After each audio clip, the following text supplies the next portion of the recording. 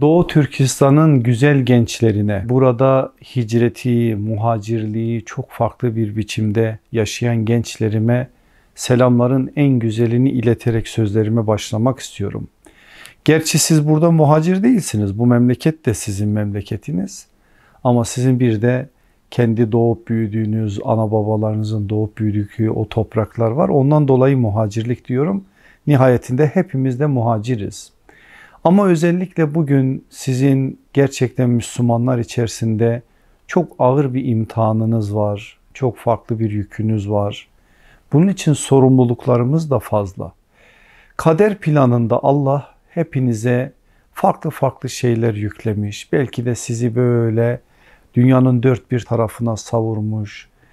Dünyanın dört bir tarafında farklı bir biçimde yetişip gelişmeniz için de belki de Cenab-ı Hak bu imtihanı size yaşatmış. Bilmiyoruz, biz işin nihayetini ancak ahirette görmüş olacağız.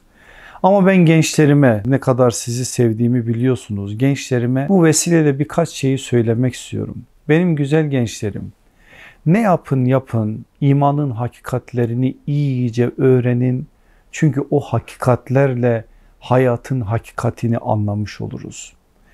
Ne yapın yapın bize her şeyi öğreten, her şeyin en ince ayrıntısına kadar bize gösteren, gecesi gündüz kadar aydınlık bir yol olan bir sünnet bize miras bırakan Peygamber aleyhissalatü vesselamın hayatını çok iyi öğrenin. Çünkü onunla hayatlarınızı şekillendirirsiniz. Ne yapın yapın Peygamberimizin aleyhissalatü vesselam Efendimizin mübarek ellerinde yetişen sahabe-i kiram efendilerimizi çok iyi öğrenin. Çünkü onlar en güzel örneğin örnekleri. O örnekleri iyice anlarsak bugünün dünyasına bazı şeyleri daha farklı bir biçimde taşımış oluruz.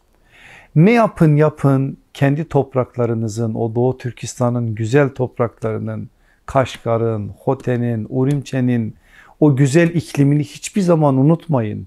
Sizin oraları anmanız, oraların imarı için gayret etmeniz çok önemli bir şey. Siz bu çağın muhacirlerisiniz. Allah sizinle farklı bir alışveriş yapıyor. Çok ağır bir imtihan. Aileleriniz orada, aileleriniz dağılmış. Bir sürü akrabalarınız kamplarda, kaç senedir birçoklarından haber alamıyorsunuz. Bunlar kolay şeyler değil. Ama bu bir alışveriş. Cenab-ı Hak bu alışverişi sizinle yapıyor. Bu alışverişin nihayetinin iyi olması için, kazancınızın güzel olması için, dünyada şeref, ahirette de cennet kazanabilmemiz için yapmamız gerekenin ne olduğunu unutmamamız lazım. Onun için ben hepinize bu uğurda gayrete gelmeniz için daha farklı bir biçimde ilim, irfanla donanıp kendinizi muhafaza edip sonra da etrafınızdaki gençleri, özellikle de Doğu Türkistanlı gençleri koruma, muhafaza etme adına gayretlerinizin daimi olması için dua ediyorum. Hepinizi Allah'a emanet ediyorum. Nice nice güzelliklerde Allah bizi bir araya getirsin diye de dua ediyorum. Allah hepinizin yar ve yardımcısı olsun. Elimden geldiğince ben sizi unutmamaya çalışıyorum, dua ediyorum. Umuyorum ki siz de beni unutmayacaksınız. Çünkü ben bu kadar zulüm gören kardeşlerimin yarın Allah katında şefaatçi olacaklarına inanıyorum. Umuyorum ki Doğu Türkistanlı kardeşlerim de bana şefaatçi olacaklar. Allah hepinizin yar ve yardımcısı olsun. İnşallah daha güzel ortamlarda Cenab-ı Hak bizleri bir araya getirsin.